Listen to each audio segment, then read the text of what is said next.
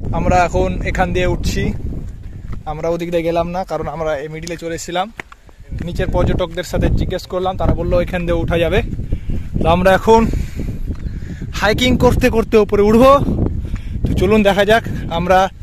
আমরাকে ওদিক দিয়ে ঘুরে ওদিকে উঠতে হতো, কিন্তু আমরা এদিক দিয়ে শর্টকাটা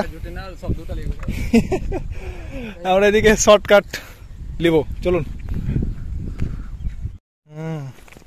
এখন আমাদেরকে খুব দেখাশোনা করে যেতে হবে, কারণ এখান থেকে এখন আমাদের ম্যান ভার্সেস ওয়াইল্ডের আসল খেলা শুরু। এই পাহাড়ে জঙ্গলের মাধ্যম দিয়ে আমরা উপরে উঠতে হবে বন্ধুগণ। আমরা আমাদের গন্তব্যস্থলে পৌঁছে যাব আর কিছুক্ষণের মধ্যে। ড্রামের উপরে আমরা উঠে কিছু ভিডিও বানাবো। আসলে আমরা কি এই রাস্তাটা চিনি যে আমরা এখান থেকে উপরে উঠছি? বর্তমান ওহো মাশাআল্লাহ সুবহানাল্লাহ। দেখেন বন্ধুগণ, আমরা ড্রামের উপর দিয়ে জঙ্গলের ভিতর দিয়ে পাহাড়ের উপর দিয়ে যাচ্ছি। আমরা খুব ভয়ানক জায়গা, ভেবেছি আমরা আমাদের প্রাণ যেতে পারে, তাও আমরা প্রাণের ঝুঁকি না নিয়ে। এবং আমরা ভিডিও বানাতে ব্যস্ত হয়ে যাস না, সাপ বিচ্ছু দেখিস,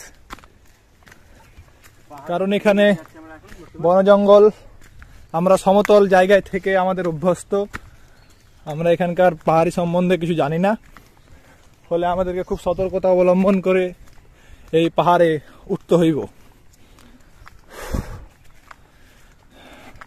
এখনই তো মুখ দিয়ে হাওয়া বাড়িয়ে যাচ্ছে, অন্য কিছু না বেরোর আগেই আমাদেরকে উপরে উঠতে হবে। যা গরু বেলে না এখানে, এটা গরু।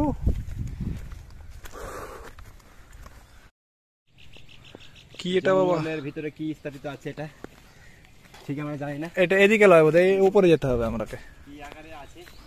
আসুন বন্ধুগণ, উপরে চলে আসুন। এপার দিয়ে হবে? উপর দিয়ে হবে না মনে হয়। না, এপার দিয়ে কি করে হয়?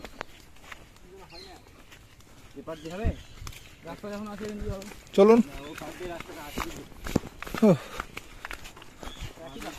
ও দেখুন খাল, দেখুন দেখুন বন্ধুগণ, আছে এবং খুব ভয় লাগছে। তাই আমরা তিনজন বন্ধু জঙ্গলের ভিতর দিয়ে পাহাড়ের ভিতর দিয়ে আমরা উঠছি সেই মেসেঞ্জার ড্রাম বলে বা কানাডা এই পাহাড় দিয়ে উঠে যাচ্ছি। খুব কষ্ট লাগছে।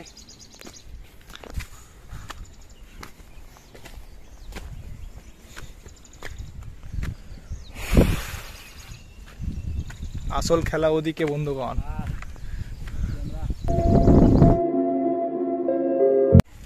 দেখুন বন্ধুগণ, আসল দৃশ্য মেসেঞ্জার।